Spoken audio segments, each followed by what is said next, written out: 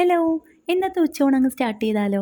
അപ്പോൾ ദേ ചോറിനുള്ള അരി തിളയ്ക്കുന്നുണ്ട്. അത് കുറച്ചുകൂടെ ഒന്ന് തിളച്ച ശേഷം നമുക്ക് റൈസ് കുക്കറിലേക്ക് മാറ്റി വയ്ക്കാം. പിന്നെ ദേ നമുക്ക് ഉച്ചയ്ക്ക് കറി വയ്ക്കാനായിട്ട് നെത്തോലിയും നല്ല കുട്ടി കുട്ടി കൊഴിയാളാണ് കേട്ടോ കിട്ടിയത്. ഈ ഒരു മീൻ എനിക്ക് ഫ്രൈ ചെയ്ത് കഴിക്കാനായിട്ട് ഭയങ്കര ഇഷ്ടമാണ്. അതുകൊണ്ട് കണ്ടപ്പോൾ തന്നെ ഞാനങ്ങ് മേടിച്ചു. പക്ഷേ ആശാനത്ര വെടിപ്പല്ല, കുറച്ച് ഐസാണ്. നല്ലതുപോലെ ക്ലീൻ ചെയ്ത് കഴുകിക്കൊണ്ടിരിക്കുമ്പോഴേക്കും ആശാനങ്ങ് കുഴയാൻ തുടങ്ങി. പിന്നെ ഒന്നും നോക്കിയില്ല, എല്ലാം കൂടെ അങ്ങ് മസാലയിൽ കുളിപ്പിച്ച് അങ്ങ് കിടത്തി. നമുക്ക് പൊരിച്ചടിക്കാം. പിന്നെ കറിക്ക് നമ്മൾ നെത്തോലിയാണ് എടുത്തിട്ടുള്ളത്. അങ്ങനെ തേങ്ങ അരച്ചിട്ടുള്ള ട്രിവാൻഡ്രം സ്റ്റൈലിലുള്ള അടിപൊളി കറിയാണ് നമ്മൾ തയ്യാറാക്കുന്നത്. അങ്ങനെ മീൻകറി അവിടെ ഇരുന്ന് തിളച്ച് കുറുകി വരട്ടെ. ആ സമയം കൊണ്ട് നമുക്ക് തോരൻ തയ്യാറാക്കിയെടുക്കാം. ഇന്ന് ക്യാരറ്റ് തോരനും പിന്നെ ഒരു പാവയ്ക്ക ഉണ്ടായിരുന്നത് മസാലയൊക്കെ കൂട്ടി ചെയ്തെടുക്കുവാണ്. പിന്നെ ഈ ഒരു ചോപ്പർ, ഇതിനെപ്പറ്റി പറയാതിരിക്കാൻ വയ്യാട്ടോ, ഭയങ്കര യൂസ്ഫുൾ ആണ്. ഇലക്ട്രിക് ചോപ്പറാണ്. ഞാൻ ഫ്ലിപ്കാർട്ടിൽ നിന്നാണ് മേടിച്ചത്. 1500 രൂപയാണ് കേട്ടോ റേറ്റ് വരുന്നത്. 5 മിനിറ്റ് പോലും വേണ്ട കേട്ടോ ഇതിൽ നമുക്ക് ചോപ്പ് ചെയ്തെടുക്കാനായിട്ട്. അങ്ങനെ ക്യാരറ്റും പാവയ്ക്കൊക്കെ നമ്മൾ ഒരുപോലെ തന്നെ കുക്ക് ചെയ്യാനായിട്ട് വെച്ചിട്ടുണ്ട്.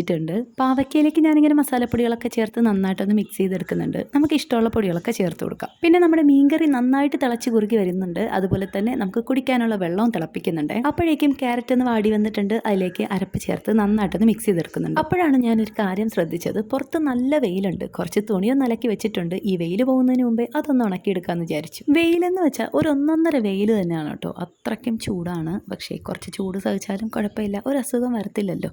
പക്ഷെ മഴ പെയ്താൽ അങ്ങനെയല്ല, ഇല്ലാത്ത അസുഖങ്ങൾ അങ്ങ് കയറി വന്നേക്കും. അങ്ങനെ പെട്ടെന്ന് തന്നെ തുണികളൊക്കെ വിരിച്ചിട്ട് ഞാൻ നേരെ താഴേക്ക് വന്നിട്ടുണ്ടായിരുന്നു. ഇനി നമുക്ക് മസാല പുരട്ടി വെച്ചിട്ടുള്ള മീനൊന്ന് ഫ്രൈ ചെയ്തെടുക്കണം. തിളച്ച എണ്ണയിൽ എങ്ങനെ വരിവരിയായിട്ട് മുങ്ങിക്കിടക്കുന്ന മീൻകുട്ടന്മാരെ കാണാനും ഒരു ചന്തൊക്കെ ഉണ്ട് അല്ലേ. അങ്ങനെ മീൻ ഫ്രൈ ചെയ്തതിന് ശേഷം ഞാൻ പോയിന്ന് ഫ്രഷ് ആയിട്ടാണ് ചോറ് വിളമ്പുന്നത്. നല്ല ചൂട് ചോറും മീൻ കറിയും ക്യാരറ്റും പാവയ്ക്കയും മീൻ പൊരിച്ചതൊക്കെ കൂടി ഞാൻ പാത്രത്തിലേക്ക് വിളമ്പിയിട്ടുണ്ട്. ഇനിയിപ്പോൾ എന്താ, എല്ലാം കൂടെ അങ്ങ് കുഴച്ചടിക്കുക. എന്നാൽ ഓക്കെ, ബൈ.